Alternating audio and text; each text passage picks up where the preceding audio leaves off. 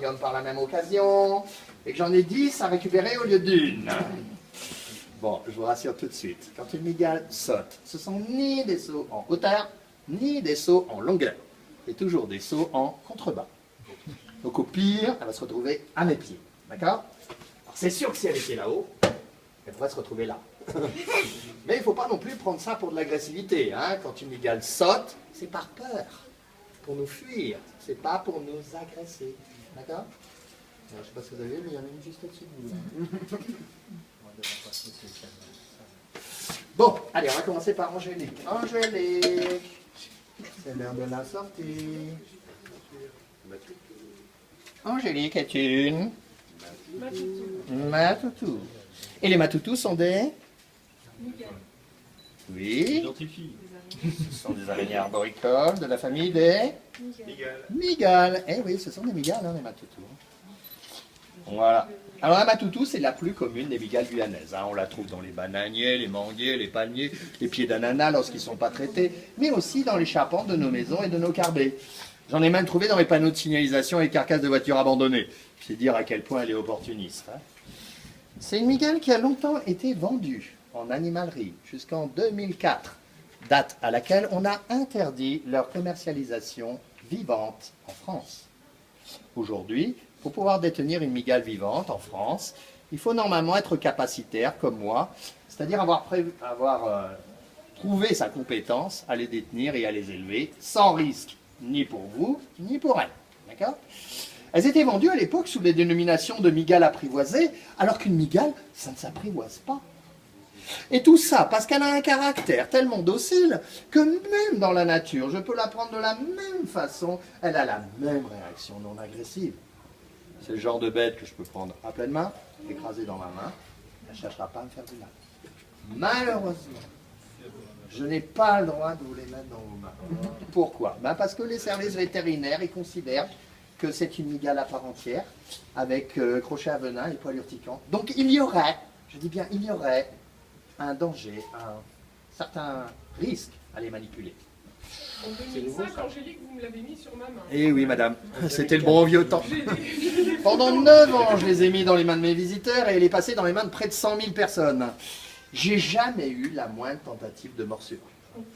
J'ai ma fille qui joue avec depuis l'âge de 3 ans, elle a maintenant 14 ans, elle est toujours vivante. Hein. Jamais j'ai entendu parler de morsure due à des mygales de type matoutou. J'ai fait le tour de tous les dispensaires, de tous les hôpitaux en Guyane. Voilà. Il n'y a jamais eu de cas de morsure. Seulement, s'il y a une chance sur 1 million de se faire mordre par ce genre de bête-là, eh ben, je n'ai pas le droit de vous faire courir ce risque. Et les services vétérinaires m'interdisent toute manipulation à cause de ce risque-là, qui est extrêmement minime. Voilà. Bon, je suis obligé d'obtempérer parce que sinon on me fait fermer ma salle. Hein.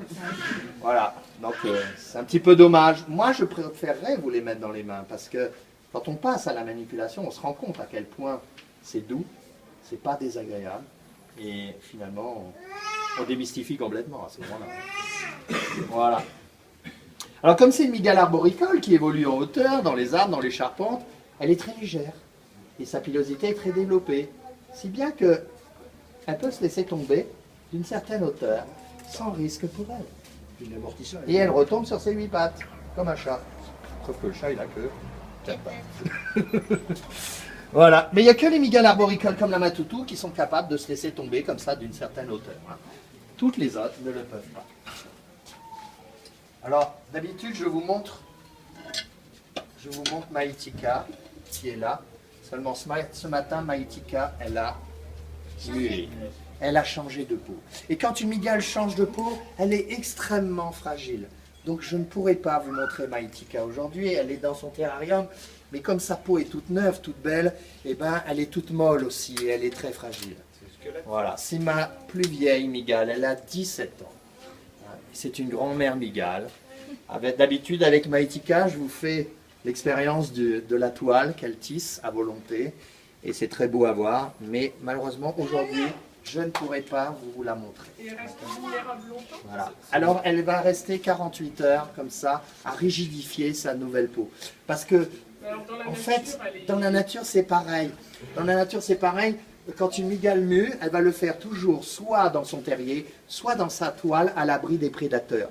Mais voyez, par exemple, si j'ai le malheur d'oublier un cafard avec une mygale qui est sur le point de muer, ce qui est d'ordinaire le repas de la mygale peut très bien devenir le prédateur de la mygale.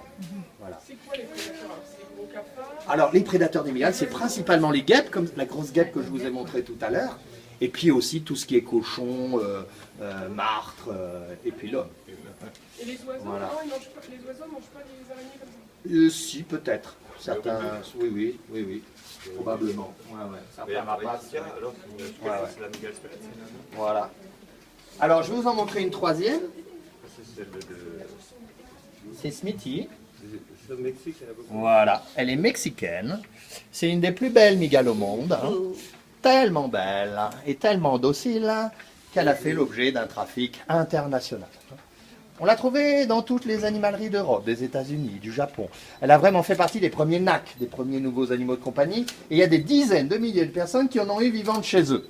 À tel point qu'elle a failli disparaître de son biotope au Mexique. Et il a fallu que le gouvernement mexicain la mette en annexe 1 de la Convention de Washington pour qu'elle soit aujourd'hui intégralement protégée. Moi-même, pour la détenir, il me faut avoir ce qu'on appelle un CITES. C'est un certificat qui est délivré par la direction de l'environnement et qui prouve qu'elle est née en captivité et non pas prélevée dans la nature. Ceci vient du Muséum d'histoire naturelle de Lille. C'est une ch'ti. Mais les brachiopelma du Mexique sont les seuls mygales au monde à être protégés d'une manière internationale. Toutes les autres ne le sont pas. La fille a tissé, Voilà. elle a fait des fils.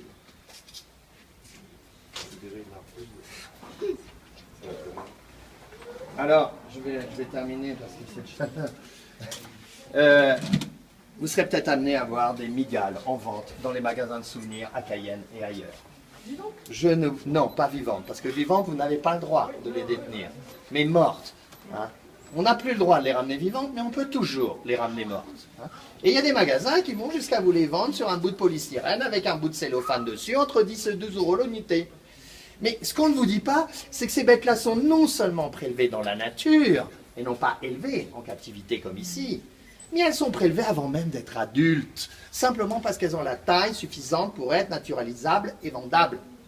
Du coup, on ne leur permet même plus de se reproduire dans leur milieu naturel.